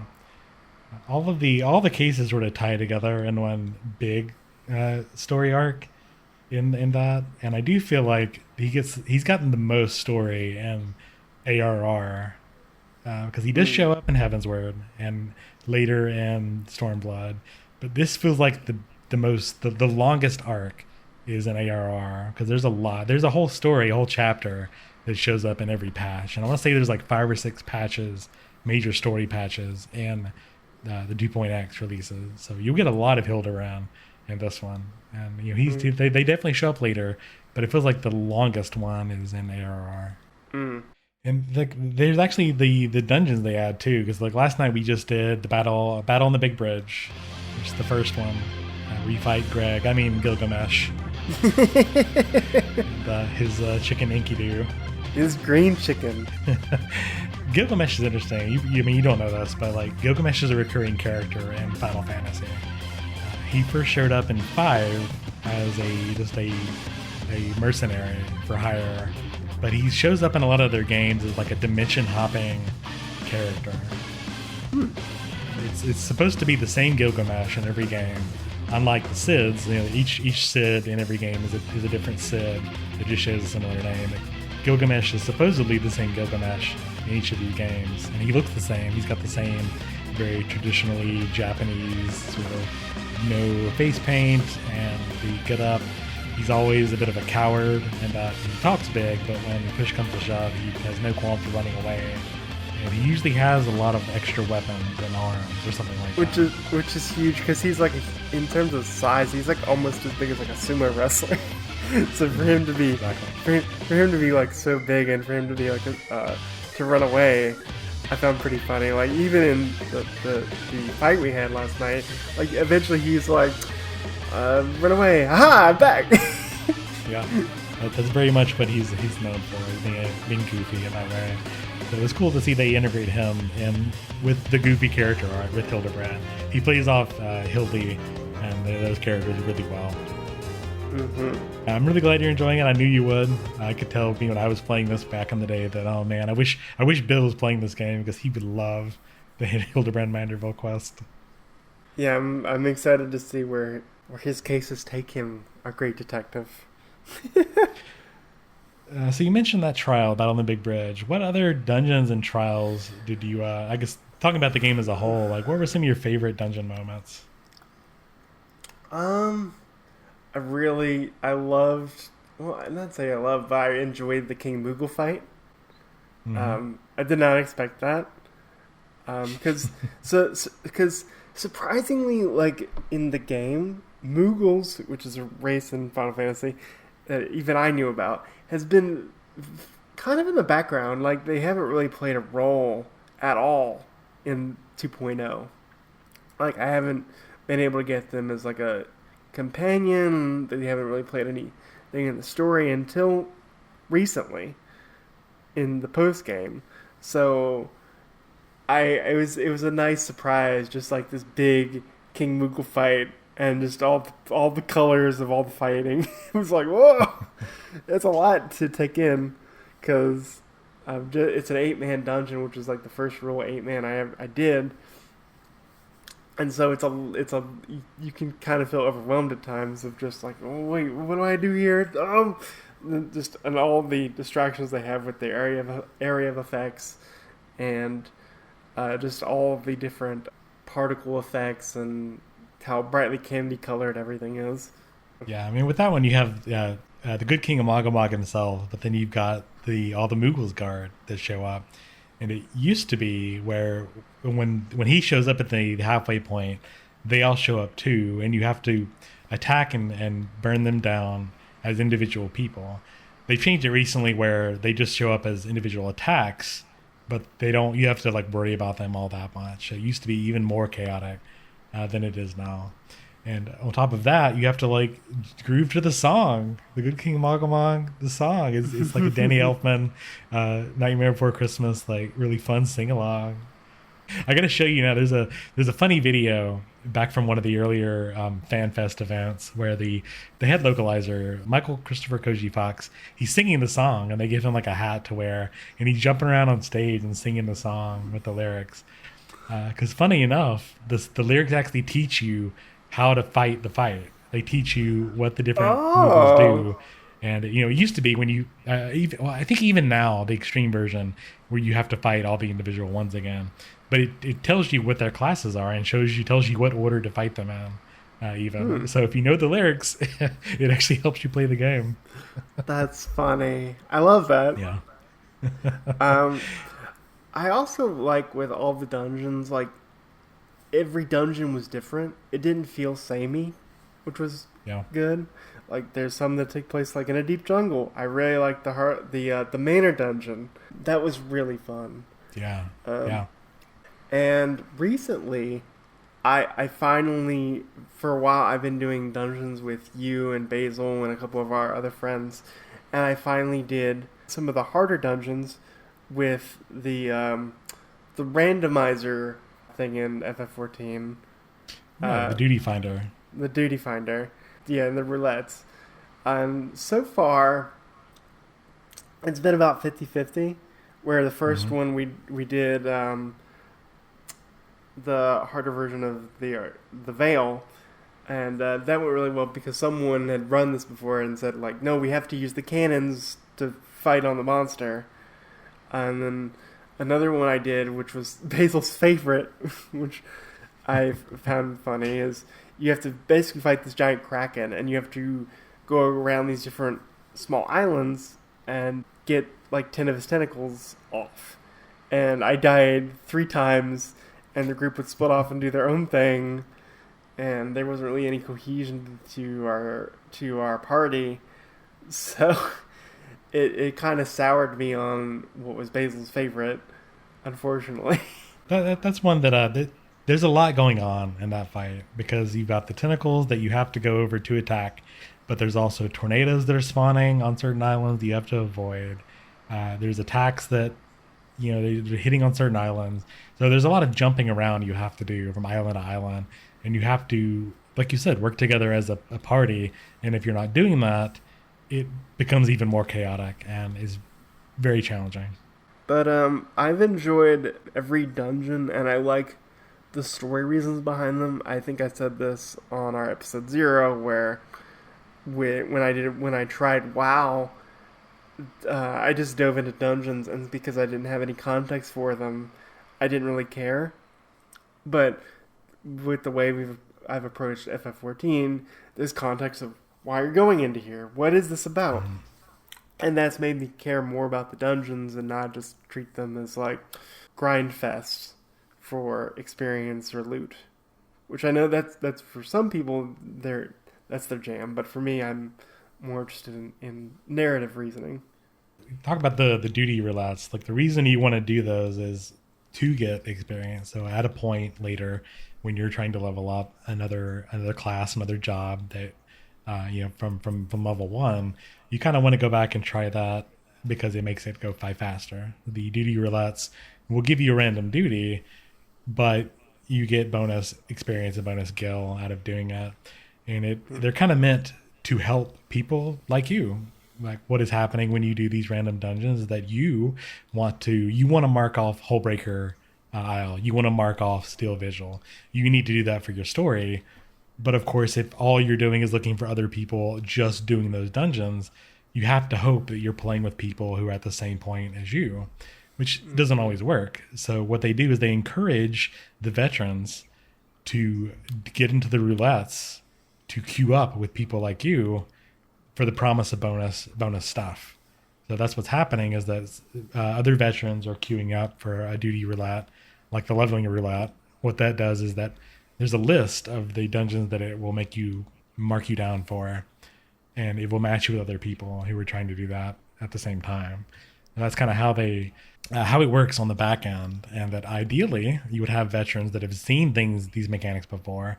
That, like you said in Steel Vigil, Stone Vigil Hard, where you have the cannons, people who've already done it will hopefully teach the new players how mechanics work. Which there was somebody in the text chat that said, you can't do it like this. We need to use the cannons," and everyone read that and said, "Okay, let's do that." and Exactly. thanks to that person's guidance, we were able to beat the fight and go about it. I'll also say this: when you die in a dungeon, I like that they don't make you tread all the way through it again. Like Mm-hmm. they will usually give you like a shortcut that you can use to get back, or if you have to do a bit of walking, like there's no creatures that you have to fight again. So they don't make it more busy work that you have to do if you die in a particular spot, which I think is very nice. Yeah, there's very little penalty, like almost no penalty for wiping and dying in the game. Like it's just kind of a part of it. And we get to a point now where all these dungeons, they've been around for several years. People know how to do them. That's not really a surprise anymore. But back when they were new, and even the new stuff coming out with Endwalker, like there are people that have to figure this stuff out. Like there's not a game guide to read that shows you how to use the cannons. People at one point had to figure it out and learn how to do it back then. So it's kind of cool to see how these strategies and this common knowledge has grown over the years and it's been cemented as best practices in these games. And even now, everyone is aware that newbies are there, that especially in this early part, everyone is still pretty fresh and pretty new to learning how their classes work. So most people aren't that mean about it. They accept that you're not going to be playing at the very best. You're not going to be hardcore gamer hours. It's going to be people sort of feeling out how these things work. Yeah, I do. I got a accommodation for the Ardent Vale, and I ran that for the second time, which was really cool to get. And just kind of that showing of just like, oh yeah, you actually know what you're doing was pretty cool.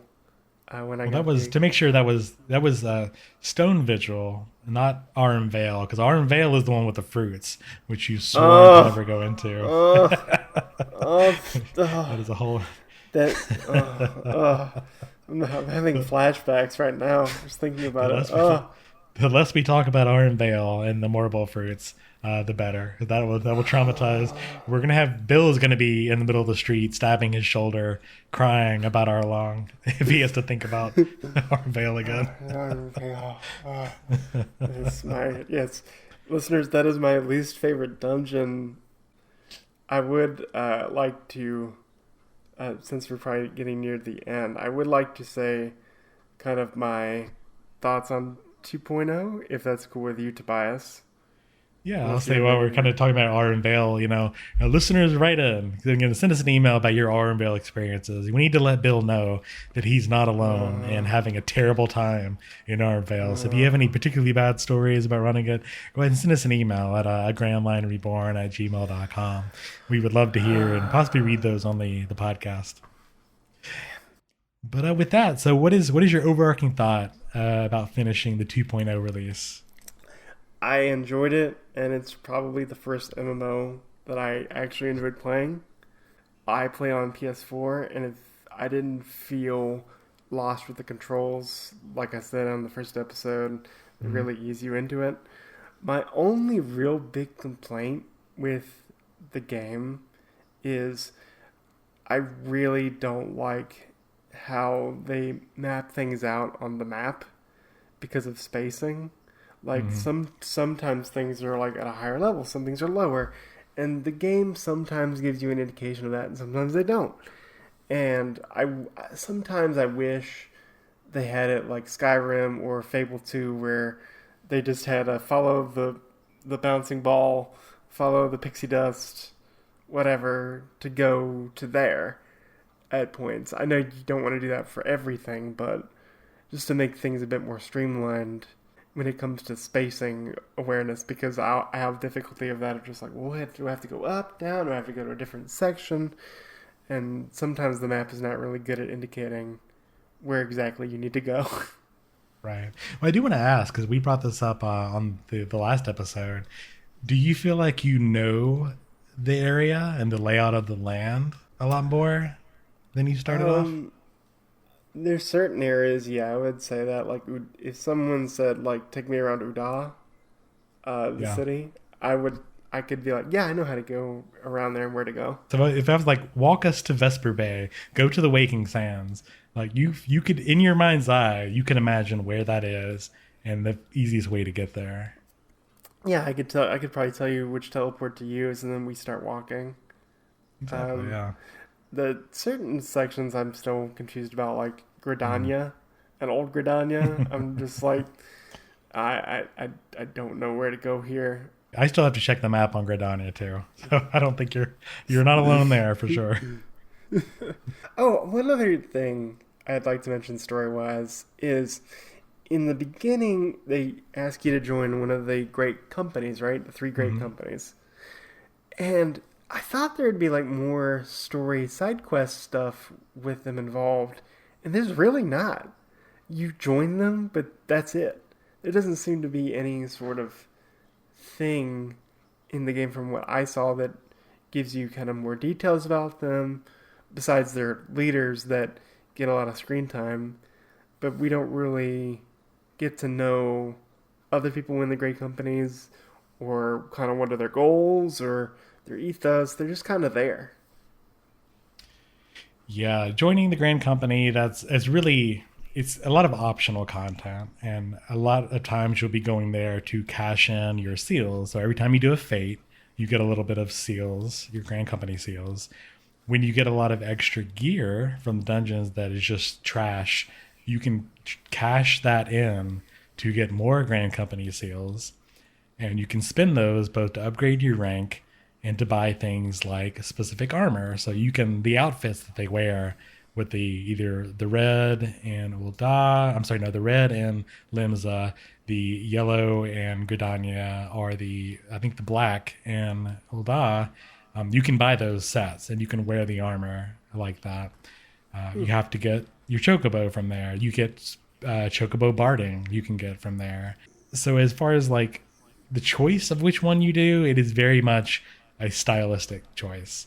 This is kind of the equivalent of you think about World of Warcraft, whether you choose Alliance or Horde. It is very much what team you play on when you do the PvP modes. If it matters, it's some of the specific housing items you can get, like the banners you can buy for your house, or match whatever grand company you're in. But Mm. yeah, it doesn't really matter in the story who you pick. In all honesty. Well, maybe I should explore more of that side content because I got very focused on the main quest story, so maybe that's something for me to do in the near future. It's probably not bad. You can upgrade your rank. A lot of that is, I wonder how much of that you can do with the trial, because some of that is your retainer. So like a retainer is the way that you interact with the market board. Which, as I say that, I recognize that you probably can't do that at all because they don't let you do market board stuff. Yeah, they don't let you do market board stuff on the free trial account. Yeah. But like your retainer is an NPC that you make and you can customize just like you make a new character that does your market board stuff, but you can also send them on missions to level up. And there's things like the crafting and gathering stuff. I think they can do mercenary work, but it's in my experience, it's mainly sending them on missions to mine for stuff. Is what I've been using them for mainly. And you do that by paying them in venture, which is a currency that you buy from your grand company primarily. So it's things like that. It's a lot of nitpicky stuff that you could just ignore.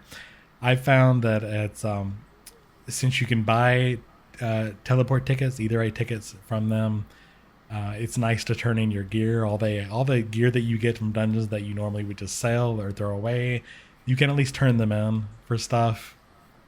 Hmm. And like later, much later in the game, you unlock squadrons, which are NPCs that you can take in dungeons with you, and you can level them up and rank them up. I think you've already done something like that with the duty support system, but with the squadrons, they're characters that you get to level up and use as characters in these dungeons, which is a little more complicated, a little more involved than using the duty support that they added Hmm. later. Yeah. Okay. Well, if that is it, if you have any other final thoughts, we can go ahead and wrap things up. No, I think, like I said, I'm excited for Heaven's Sword when I get to it. I'll probably be slowing things down because the harder versions of the dungeons have been keeping me at bay. So uh, I'm excited to see where the story goes, and I'm excited to hear your thoughts on Alabasha and the very interesting characters you'll meet there. Yeah. So like you've kind of been going on a little bit ahead. I've been reading on ahead, and so far I really liked Baroque Works and the stuff they're setting up with the Baroque Works and Alabaster. They had seemed to have bucked a lot of the formula that I was seeing so far. So I enjoy seeing that, if nothing else. But we will talk a lot more on that in further episodes. So I think our current plan for episode 3 is we're going to take a side quest, as it were, and we're going to watch some movies related to our projects. On my end, I'm going to sit down and watch the East Blue compilation film, which is, I think, Bill, how would you describe this? Basically, it's like a lot of anime compilation movies where they take key moments from a franchise and put them all together in a more condensed format. An example in more recent times would be like the first two Madoka Magica movies, or the first Ava Mm. Rebuild movie, or Galaxy Express 39. That is basically a compilation movie of the Galaxy Express 39 TV series. Well, I knew this came out in 2017, many many years after the original anime ran. Do you think it's the same team? Is it Toei that Yeah, animates this? it's Toei is up and down, but yeah, Toei has been the animation studio that's been doing One Piece since the very beginning, and they basically have a core team that has been doing One Piece weekly, and they'll have usually like a series director that's been there forever, uh, that stays on for a number of years and kind of leads the team. For example, the director of I think One Piece Strong World, which was one of the later One Piece movies, then went on to direct the TV series for as the series chief animation director or the chief series director, apologies, for a number of years. So yeah, it's basically the core Toei Animation One Piece team. Okay. Well, it'd be interesting to see a more modern take on something that was not originally animated, 15 years ago or so. But on the other end, as I watch that, I'm going to have Bill watch the No Clip documentary on A Realm Reborn. No Clip is a YouTube channel that does documentaries on a couple of different gaming subjects, but they did a 3-part documentary on 14 where they went to Japan and spoke with a lot of the developers and the staffers at the time. They talk about both the fall of 1.0 and the re-rise of A Realm Reborn. I think that is very interesting. It's something that anyone who's really interested in this game and to see its story really needs to watch, because the way they see the developers themselves are very candid about the mistakes that the company made at the time. It was kind of eye-opening and an interesting story in and of itself. And if you haven't heard of No Clip, No Clip does really great work. I think they've done documentaries on Hades, like you said, with Final Fantasy XIV and other popular games. So if you're interested in kind of the behind-the-scenes stuff and are interested in documentaries, I highly recommend No Clip, and I'm excited to see this Final Fantasy XIV one. Exactly, and I'm excited to talk about both of these films next time on our podcast. So, again, we very much appreciate you listeners to write in and give us some feedback in whatever form that would be. Email is agramlinereborn@gmail.com. Likewise, we are both on Twitter, and while we do not have a unified Twitter account, I guess the best way for that would be the Third Impact Anime Twitter, which is just TI_anime. Bill, where can people find you on Twitter? You can find me at Twitter at WB Foreman FOREMAN with 3 9s 999, where I'm talking about One Piece. I'm talking about Hearthstone. I'm talking about probably going to be talking more about Final Fantasy XIV in the future, uh, with how I've become very enthralled with it. Uh, I'll probably go crazy when I eventually get into the art books, posting stuff from there. So Yeah, and I am also on Twitter at Reverend_Tobias. Until next time, till sea swallows all, set sail for One Piece. Yahoo!